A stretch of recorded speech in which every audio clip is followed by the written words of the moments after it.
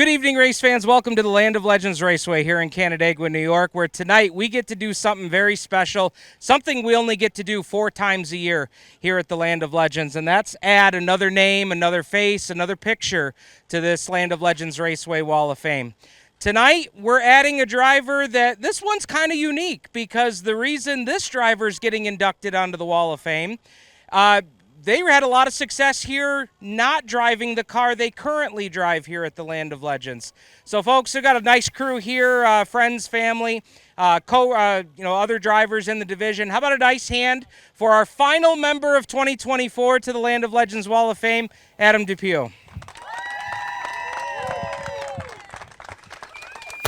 Well, first off, congratulations. What does this mean to you, your family, your crew? There's been a lot of folks that have been a part of it over the years. You know, there's been a ton of people that have helped out over the years.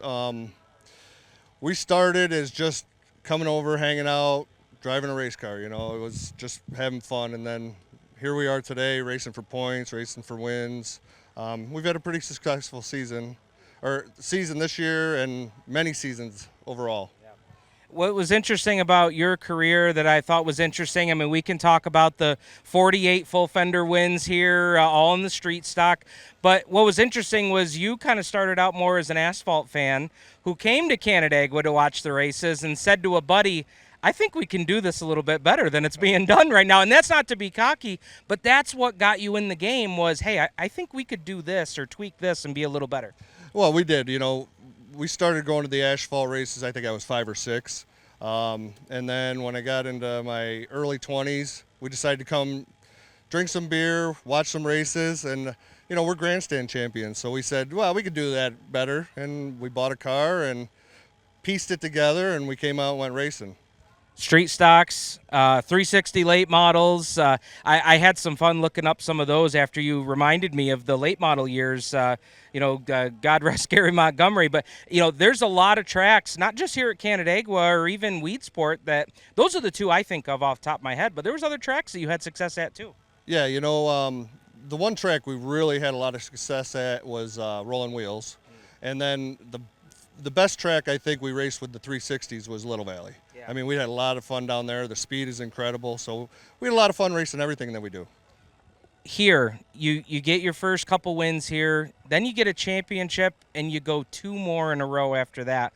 To have 3 in a row, there's very few champions here at Canandaigua that have ever done that. After you got the first one, they always say the first one's the hardest one to get. How did you get number 2, and how did you get number 3? We just kept working at it. You know, we love, to this day, I love the full fender class. So, we were putting up more money tonight for them, and I'll always love that. And we just kept working on it. I mean, we had a great time, we had a great crew, and we have great support all the way around. He mentions, having a love for the full fender division. And I want to share a personal story. A couple years ago, we ran a memorial race for Stu and Brad. This guy right here was the first one to pick up the phone and say, hey, how can we get involved? How can we make this a big deal for your dad and for your brother? And I'll never forget that, man. So that just goes to speak to, full fenders have always been at the root of what Adam has raced. But now I'm going to transition and say, how the hell did you go from a street stock to a sprint car? You know, I've raced a bunch of things over the years. It basically came down to cost. Street stocks are getting a little crazy. Sprint cars were a little more affordable, and we had never done it. So why not jump into the hardest thing to drive? Hardest thing to drive, and now you're a winner in those, too. That's pretty cool. It is pretty cool. You know, did we deserve to win? Sure, but we kind of lucked into that one. We'll take it any way we can, but we'll get better and we'll keep getting more wins. So tell me, we've got this tonight. We're going on the Wall of Fame, which is cool. But, for some drivers, this is, Wall of Fame comes after their career's over. And for some, there's a few on here where that career is still moving forward. So what do you think the next 3 to 5 years of racing look like for you? I don't know. We take it year by year. We've definitely slowed down a little bit. Well, I shouldn't say that because we did run the whole CRSA tour. We'll see what next couple months brings to us and decide where we're going. I mean, I'm sure we're going to be in a sprint car. We'll just how much we're going to do and how many races we're going to run. What's the fun factor like with the sprint car?